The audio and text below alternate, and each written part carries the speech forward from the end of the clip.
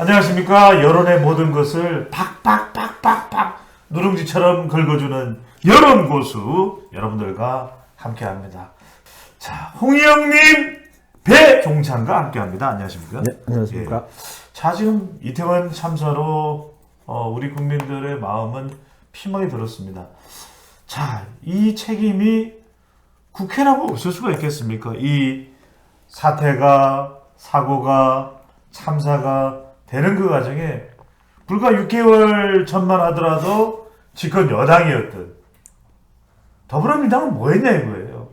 그리고 지금 집권 여당인 국민의힘은 뭐 이준석 탓에 정진석 비대위원장 역사 발언. 자, 이 논란으로 국민들을 힘들게 하고 고민스럽게 만드는 상황이 벌어졌지만 정작 이 참사에는 예방하기 위한 그 노력은 뭘 했냐 이거예요. 국민들의 분노가 쏟아지고 있습니다. 네. 자, 그런데 그 때문일까요? 더불어민주당이나 정당 지지율에서 국민의힘을 선택하기보다는 오히려 지지할 정당이 없다. 정치 세력이 이 모양이 꼴이냐. 이런 반응이 나오고 있다면서요.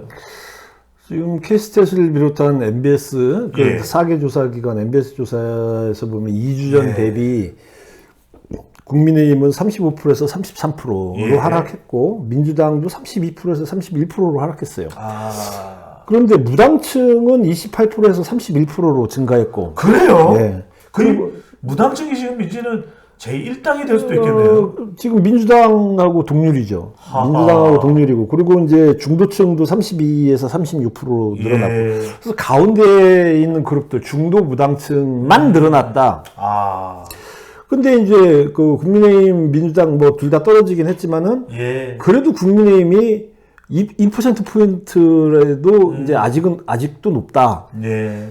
이태원 참사 이후에 그 실시된 조사. 네네. 그 갤럽 같은 경우도 민주당은 35에서 34로 떨어지고, 국민의힘도 33에서 32.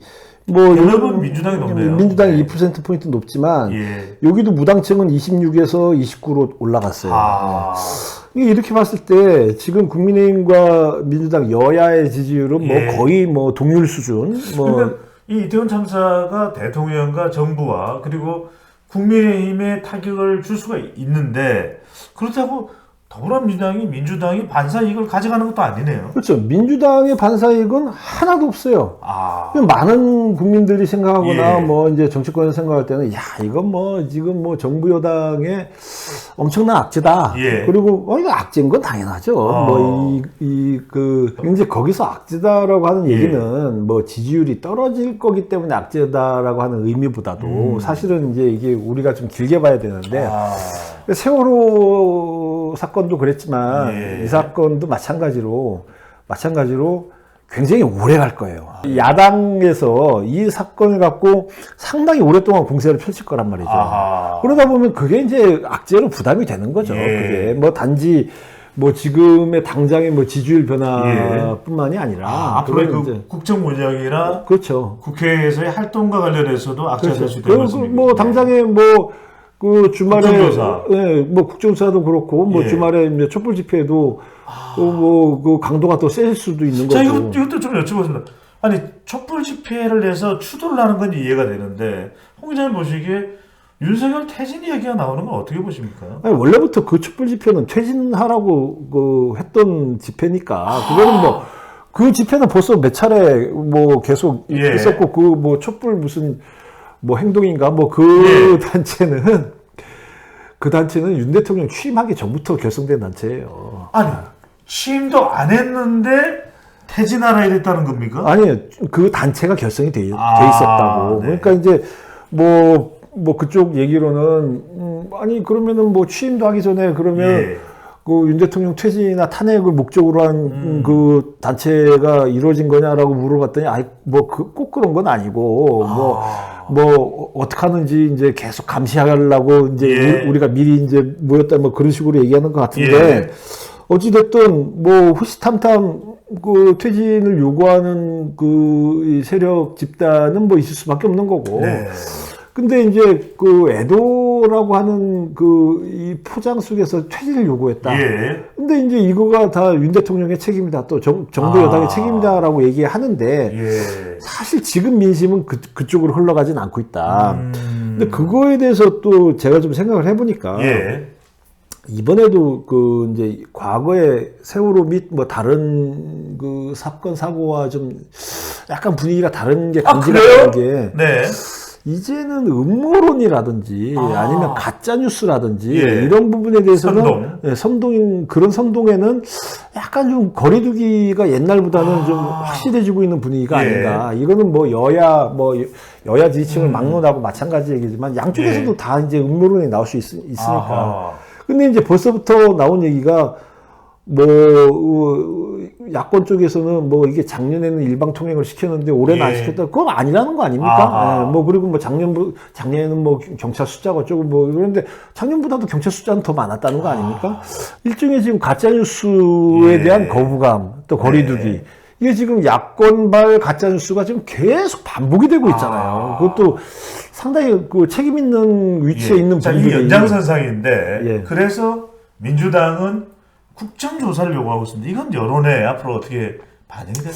사실 뭐 국정조사나 예. 뭐 이제 특검이나 예. 이걸 뭐 제가 수십 년 동안 여론조사 해봤지만 다 하라고 그래요. 이게 여론조사는? 여론조사 물어보면 이게 중요합니다. 예, 다 하라고 여론을 그래요. 하라고 하는데 예. 네. 근데 그 뭐 하라고 그러면 하면 돼요. 예. 지금 뭐 여당에서도 국정조사 뭐 안 하겠다 이렇게 지금 그 단정적으로 얘기하는 거 아니에요. 예, 예. 근데 이제 다만 이게 이제 어떤 사고의 수습과 원인에 대한 이제 자체적인 뭐 경찰 검찰 예. 차원에서의 조사 및 수사가 어느 정도 이제 그 1차적으로라도 마무리된 상황에서 예. 그걸 토대로 국정조사를 하자라고 하는 얘기지. 아니 뭐 하지 말자 이건 아니에요. 근데 특히 이제 특검하고 또 다른 이건 뭐 특검하고는 전혀 다른 사안이니까 뭐 예. 국정조사가. 근데 국정조사는 뭐 여당이 얘기하듯이 뭐 수사권이 있는 것도 아니고 무슨 뭐 이제 기소권이 있는 것도 아니고 예. 그냥 조사한다 이거예요. 불러다가 이제 텔레비 그 TV 생방송 뭐 하면서 누구 사람들 불러다가 이렇게 예. 얘기하고 거기들이 이렇게 쭉 다 쳐다보는 거죠. 정쟁이 될 가능성이 상당히 있겠네요. 그 정쟁을 위한 국정수사가 지금까지 우리가 특검도 마찬가지였지만 예. 국정조사를 통해서 속시원히 뭐가 밝혀졌다라는 전례가 별로 없어요. 거의 뭐가 없어요. 있었을까요? 아니 국정조사 지금까지 많았죠. 근데 이제 대표적인 게 생각이 안 난다는 거죠. 예. 속시원히 밝혀졌다라고 하는 게 국정조사는 굉장히 많았어요. 지금까지 뭐 사안마다 뭐 많았는데 예. 그걸로 해서 뭐 사람들 불러다가 이게 얘기를 들었다 뿐이고 추궁했다, 뭐 목소리 예. 높여서 뭐 화를 내고 뭐 그러지 않습니까? 네. 이제 야당 의원들이 국정조사는 경우에 따라서는 뭐 국민의힘이 안 받을 방법도 없는 거겠죠. 그렇죠. 예. 그래서 아마 뭐 국정조사가 진행될 가능성이 굉장히 높고 네. 그 과정 속에서 국민들이 또 궁금한 거 있으면 또 알게 되는 그런 이제 효과도 있을 거예요. 예. 알겠습니다. 예. 자, 지금까지 이 정당 어떤 평가를 받고 있는지 홍영림 기자와 이야기를 나눠봤습니다. 감사합니다. 네.